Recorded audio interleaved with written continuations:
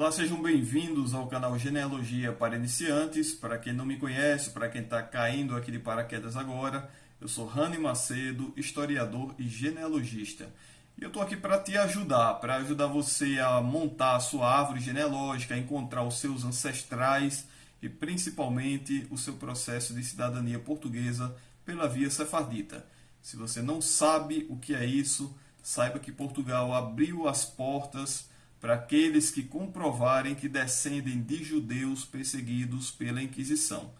É possível fazer, é possível montar esse processo sozinho, sem pagar muito dinheiro a genealogistas. Eu vou te ajudar, eu vou te orientar nesse processo. Eu escrevi 2 e-books, um ensinando a pesquisar os seus ancestrais, com 21 fontes muito poderosas para você montar a sua árvore genealógica, e o outro é um passo a passo para você montar o seu processo de cidadania portuguesa absolutamente sozinho, com a minha orientação, a minha supervisão.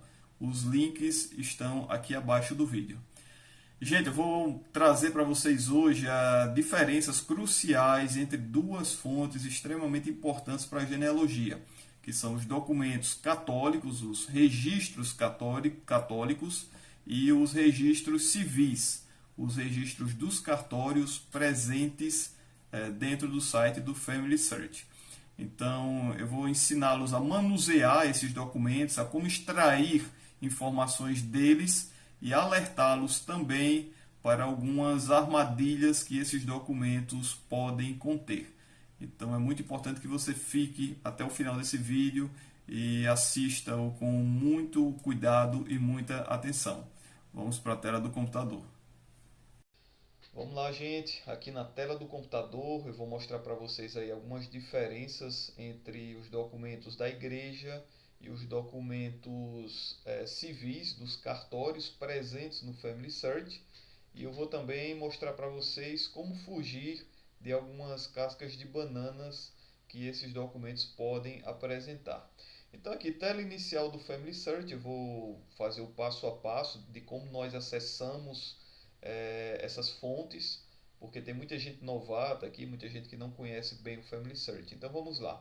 Pesquisar, aqui na página principal do Family Search, eu clico em pesquisar, catálogo. É justamente em catálogo que eu vou pesquisar pelo nome da cidade, tá certo? Então, digitando aqui o nome da cidade, por exemplo, a cidade de Jardim do Seridó, que é uma cidade aqui do Rio Grande do Norte. Eu clico na opção que o site me deu e clico em pesquisar. Então o site, o Family Search, vai me oferecer duas opções aqui: os documentos da Igreja Católica de Jardim do Seridó e os documentos civis. Para acessar os documentos civis não tem mistério, é muito mais fácil, o caminho é muito mais curto. Basta clicar aqui, ó, em Civil Registration, e você pode clicar aqui num desses dois lotes de documentos dos cartórios, documentos civis. Vou clicar aqui no primeiro, que são documentos de 1881 a 2017. Então, clicando aqui, o site já vai me mostrar todos os documentos civis da cidade de Jardim do Seridó listados aqui embaixo. Ó. Tá vendo? São os documentos de casamento, e ele vai listando aqui os livros, ó, pelo período de tempo. Esse aqui, por exemplo, de 1926 a 1935. E são livros de casamento, vocês podem ver. E depois os livros de nascimento, ó. E por fim, os livros de óbito. Tá certo? Reparem que tem mais uma página aqui com livros de óbito. Tá certo? Então, documentos civis bem simples de nós acharmos aqui dentro do Family Search. Eu quero mostrar para vocês os documentos católicos. Deixa eu voltar a página aqui, porque para acessar esses documentos da Igreja Católica tem um caminho um pouco maior, que às vezes as pessoas se confundem, principalmente quem não tem muita experiência aqui no Family Search. Então aqui, ó, Church Records, clicando sobre os documentos aqui da igreja, registros paroquiais de 1856 a 1967, eu clico sobre ele. Em seguida, o Family Search vai abrir mais uma página aqui. E eu vou clicar aqui, ó, sempre aqui, ó, click here, tá vendo? Click here, aqui, ó.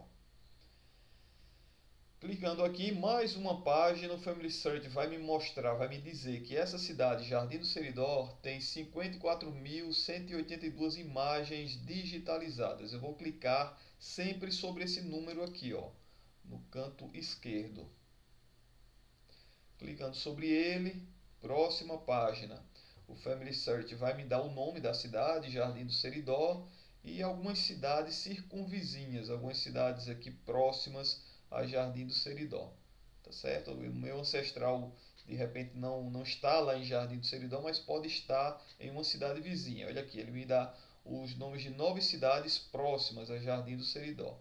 Então, como eu estou pesquisando em Jardim, eu vou clicar sobre o nome dela e em seguida vai me dar aqui, ó, a paróquia dessa cidade, a paróquia de Nossa Senhora da Conceição.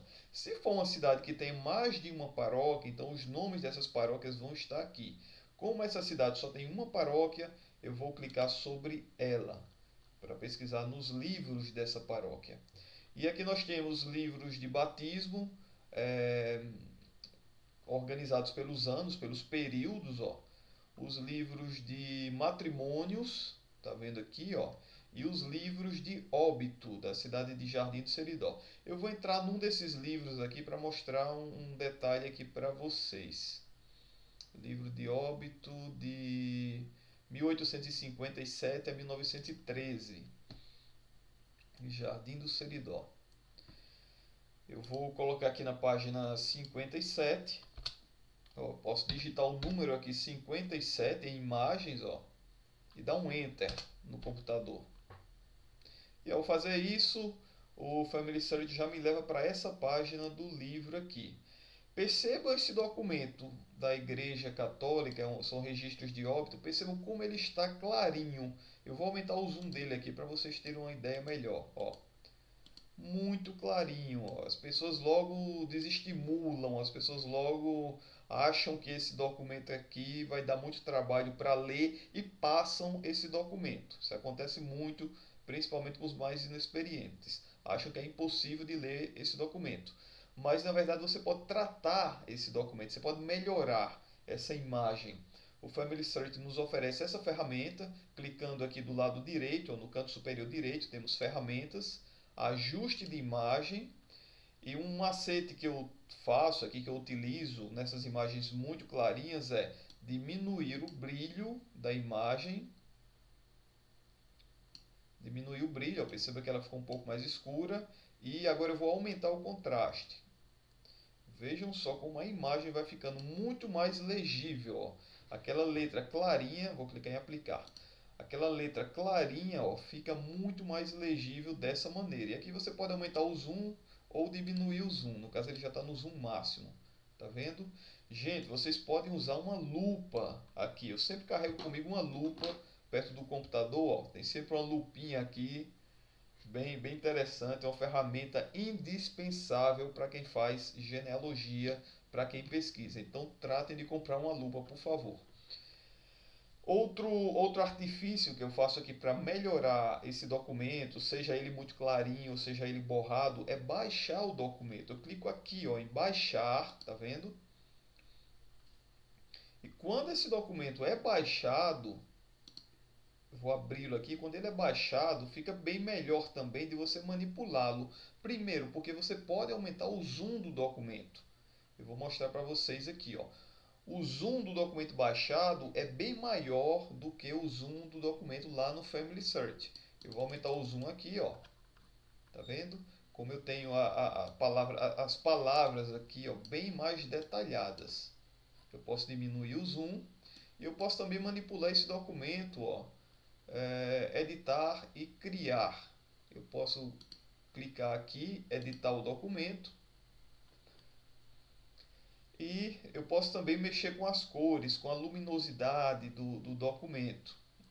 Ajustes. Aqui, ó, posso mexer na cor dele, eu posso escurecer o documento e aumentar a cor, diminuir a cor, enfim, eu posso mexer com esse documento aqui de uma forma que esse documento clarinho, apagadinho, fique bem mais legível para a minha pesquisa, para a minha leitura, tá certo? Então, esse é um macete para vocês manipularem, para vocês interpretarem esses documentos em difícil estado do Family Search. Voltando, eu vou mostrar para vocês agora um documento da Igreja Católica. Né? Esse aqui é um registro de casamento da cidade de Parelhas, que é uma cidade vizinha a Jardim do Seridó, é minha terra natal, sul do Rio Grande do Norte, região do Seridó. E aqui nós temos um registro de casamento e percebam que esses documentos eles vão ter sempre a mesma estrutura.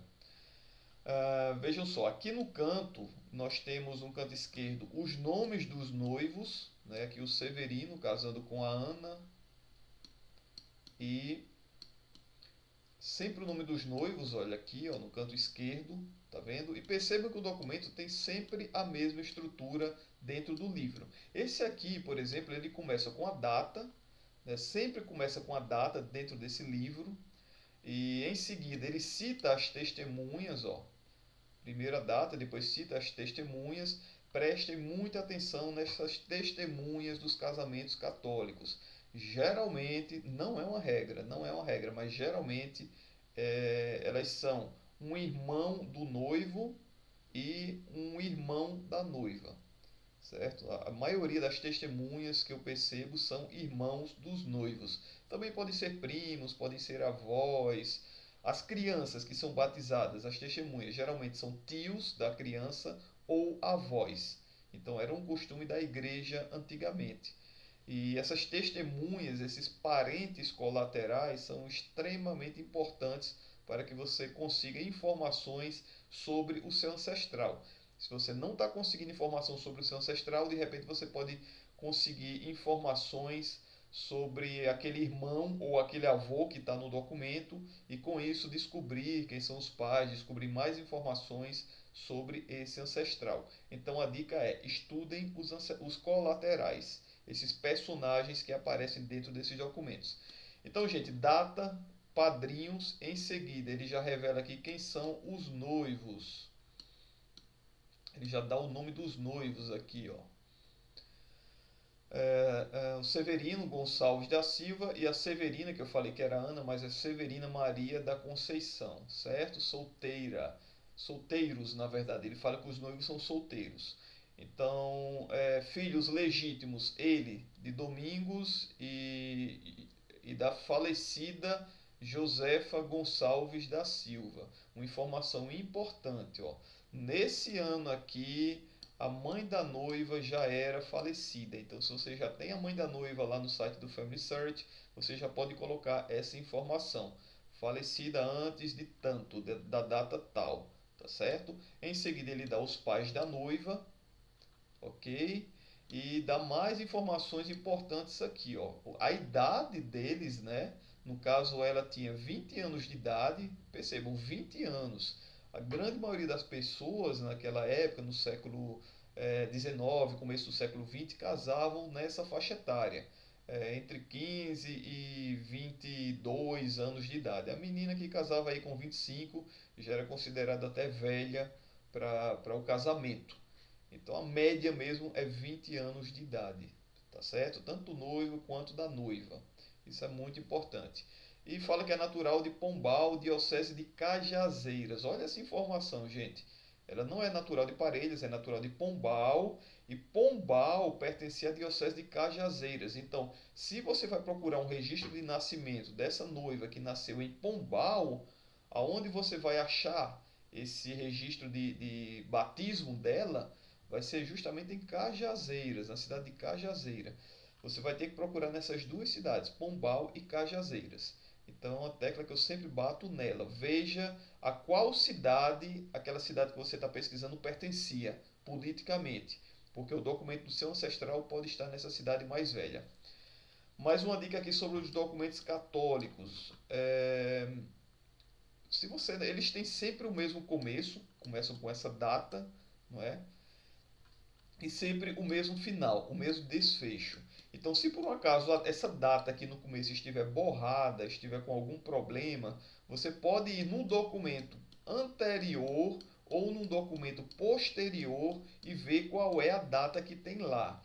Isso vai te ajudar muito a decifrar essa data aqui que você não está conseguindo ler. Se a letra está muito feia, o documento está muito clarinho, está borrado, você não consegue ver a data ou alguma outra informação aqui, de repente nos outros documentos, nos registros mais próximos do livro, podem ter informações que vão te ajudar, tá certo? Vamos supor aqui no final do livro, você não está conseguindo identificar o que ele escreveu aqui, ó. Para constar, mandei fazer este assento que assino. Essa frase vai estar no final de todos os documentos do livro. Então, se você não está conseguindo identificar que frase é essa, você vai lá no próximo documento ou no documento anterior, que você pode ter uma letra mais bonita, um documento em melhores condições, você pode decifrar essa frase. Então, usem sempre esse artifício.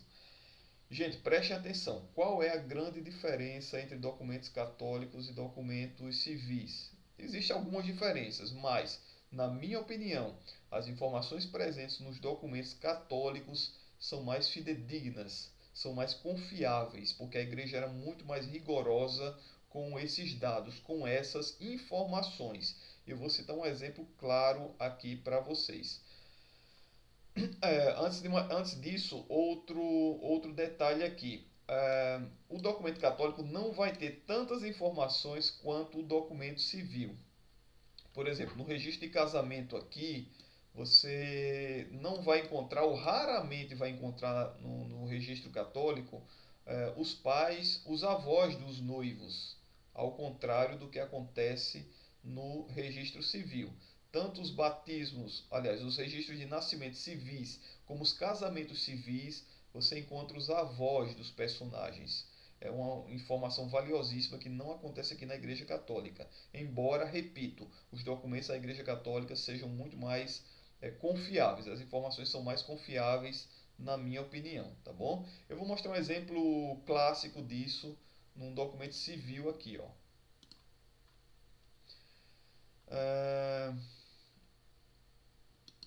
Vejam só esse documento. É um documento de nascimento, né? Uma criança que nasceu aqui, chamada Maria Damásia Cavalcante, filha dos meus ancestrais.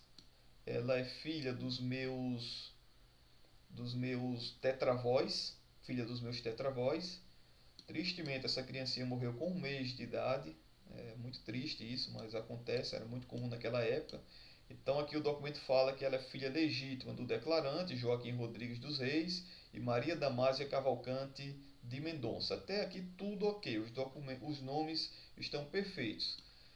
E dá muitos detalhes aqui sobre a vida deles. Ó. Ele fala que o noivo é natural de Pocinhos, que é uma cidade paraibana, e é o único documento desse ancestral que cita a cidade de nascimento dele, e ela de Alagoa Grande, na Paraíba. Eu tenho o casamento deles, né? Eu tenho esse documento deles aqui. Casaram-se em Alagoa Grande, olha só que bacana aqui essa informação. E dá aqui nesse documento civil de nascimento os avós das crianças, como eu estava falando, da criança, aliás. Avós paternos, Manuel Rodrigues dos Reis e Carlota Pessoa Cavalcante. E avós maternos, Inocêncio Furtado de Mendonça e Rosa Maria de Mendonça. Na verdade, o nome dela é Rosa Maria da Cunha, é o nome de solteira dela, né? Então, já é um pequeno equívoco aqui que o documento nos traz. E aqui trazem os padrinhos da criança, né? Padrinhos no registro civil é um pouco raro, mas acontece. Norberto Ramos de Oliveira e sua mulher Maria de Tal. Perceba que o declarante não soube dizer qual era o nome completo da comadre dele, né? Apenas ficou registrado como Maria de Tal. Então esse documento civil, percebam que é um documento que tem muito mais informações do que um documento católico.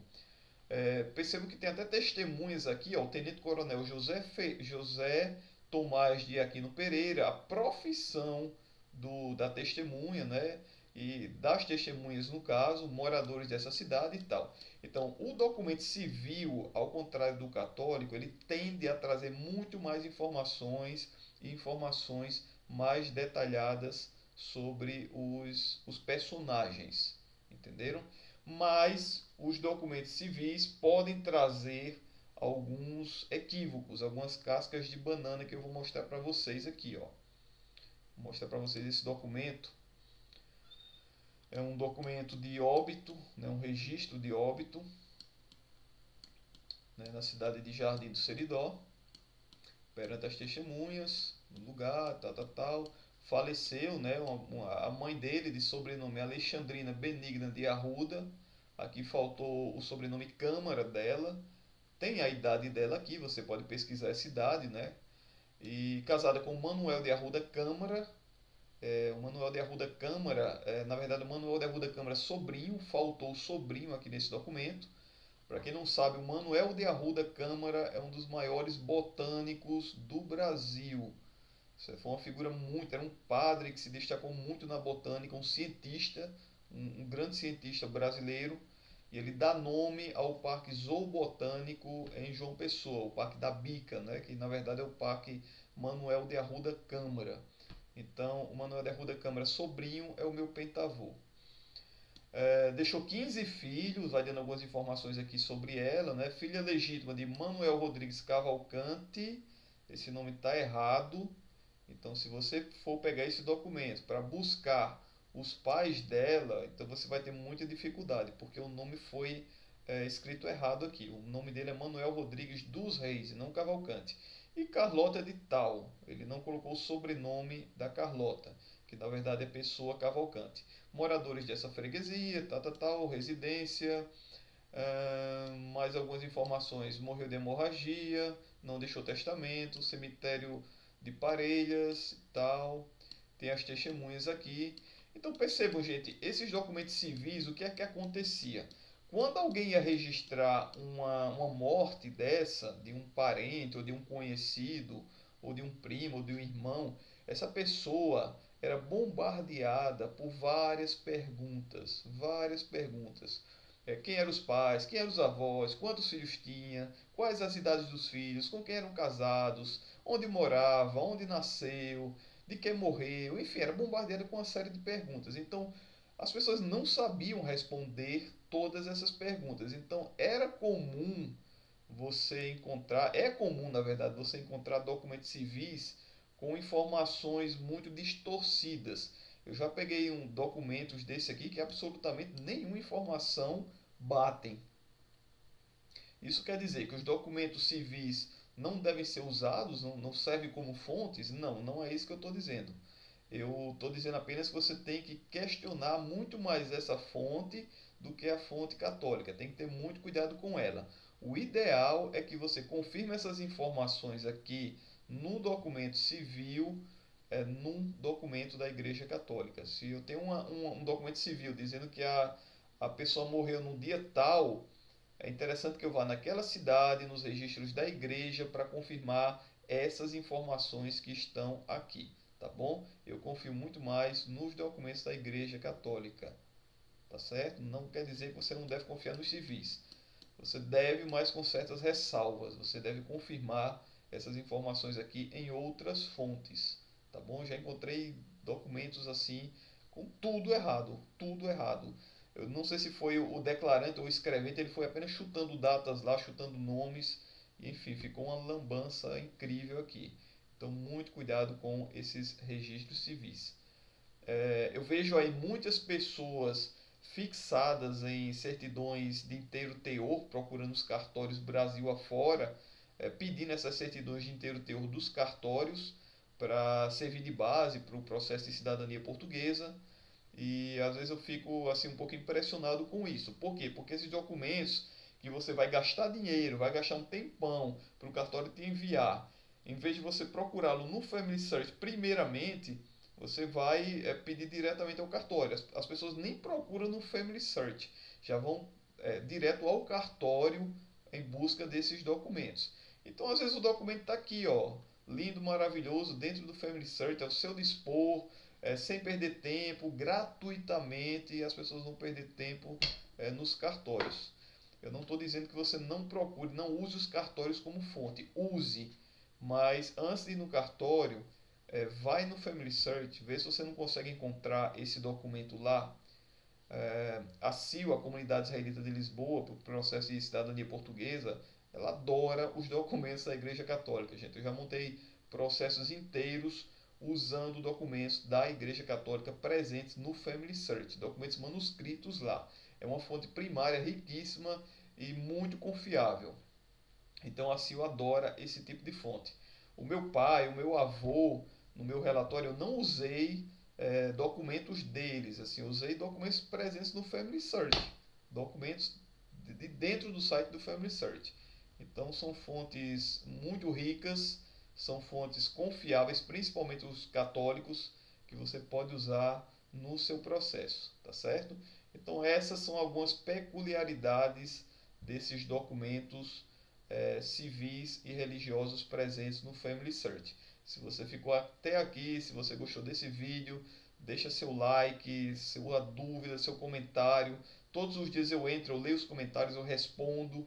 Deixa uma sugestão de vídeo que você queira ver aqui no canal, sua dúvida, enfim, o que você quiser escrever. E principalmente inscreva-se no canal e nos ajude a levar a genealogia para o máximo possível de pessoas, tá bom, gente?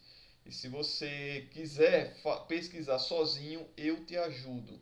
Eu escrevi 2 e-books, um com 21 fontes para você encontrar os seus ancestrais, para facilitar a busca pelos seus ancestrais. São fontes muito poderosas, são fontes muito assertivas, e o e-book está muito detalhado, com setas, com todos os detalhes dessas fontes, como é que você vai pesquisar nelas.